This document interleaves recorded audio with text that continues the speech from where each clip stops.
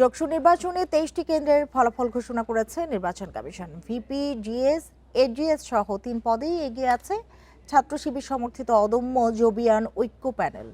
বিকেল 5:30টায় জগন্নাথ বিশ্ববিদ্যালয়ের কেন্দ্রীয় অডিটোরিয়ামে শিক্ষা ও গবেষণা ইনস্টিটিউটের ফলাফল ঘোষণা করা হয়।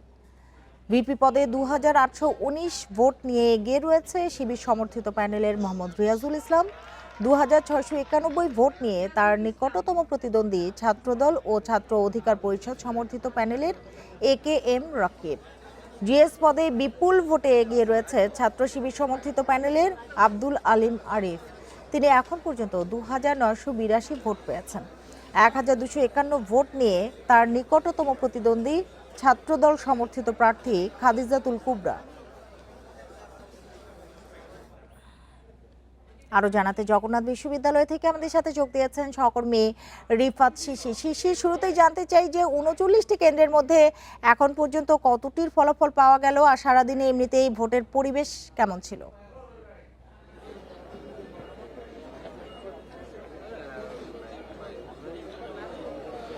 যে ৩৯টি যে ডাকসু নির্বাচনের যে মোট কেন্দ্র, সেই কেন্দ্র থেকে এই পর্যন্ত ২৬টি কেন্দ্রের ফল ঘোষণা করা হয়েছে। এইমাত্রই ৩টি কেন্দ্রের ফল ঘোষণা করা হলো। এর আগে ২৩টি কেন্দ্রের ফল ঘোষণা করা হয়েছিল। সেই ২৩টি কেন্দ্রের ফল অনুযায়ী কিন্তু যে শীর্ষ ৩টি পদের বিষয়টি আপনিও বলছিলেন, শীর্ষ ৩টি পদে কিন্তু এগিয়ে আছে শিবির সমর্থিত যে প্যানেলটি, সেই প্যানেলটির প্রার্থীরা। এছাড়া মোট যে ২১টি পদ রয়েছে, সেই ২১টি পদের মধ্যে পরিবহন সম্পাদক এবং সাংস্কৃতিক সম্পাদক এবং আর এই দুইটি পদে শুধুমাত্র ছাত্রদল সমর্থিত প্যানেল এগিয়ে আছে। এছাড়া বাকি যে ১৯টি পদ রয়েছে, সেই ১৯টি পদে কিন্তু এখন পর্যন্ত মানে ২৬টি যে কেন্দ্রের ফল ঘোষণা করা হয়েছে, সেই পর্যন্ত কিন্তু শিবির সমর্থিত প্যানেল এগিয়ে আছে। তো এখানে আরও বেশ কয়েকটি কেন্দ্রের ফল কিছুক্ষণের মধ্যে ঘোষণা করা হবে।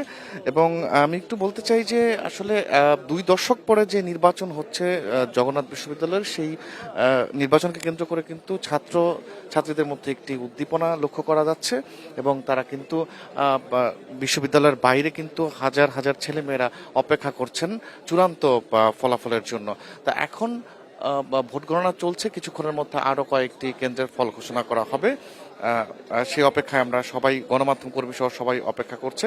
এখানে আরেকটু বিষয় একটু জানিয়ে তো ভোট গ্রহণ হয়েছে, ফলাফল ঘোষণা নিয়ে ক্যাম্পাসের পরিবেশ আসলে আপনার কাছে আমি জানতে চাচ্ছিলাম। আর আমরা দেখলাম যে 3টি পদেই এগিয়ে রয়েছে শিবির প্যানেল।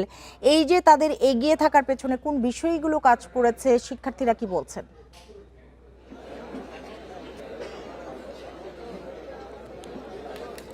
শিক্ষার্থীদের সাথে যে কথা হয়েছে, শিক্ষার্থীরা আসলে এই নির্বাচনে আসলে কোনো দলকে আসলে তারা গুরুত্ব দিচ্ছে না।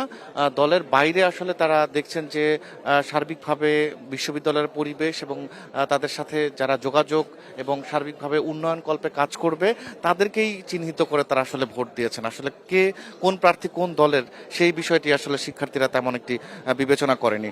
তো এখন পর্যন্ত যেই ফলাফলের বিষয়টা আপনাকে জানালাম যে ২৬টি কেন্দ্র ফলাফল ঘোষণা করা হয়েছে।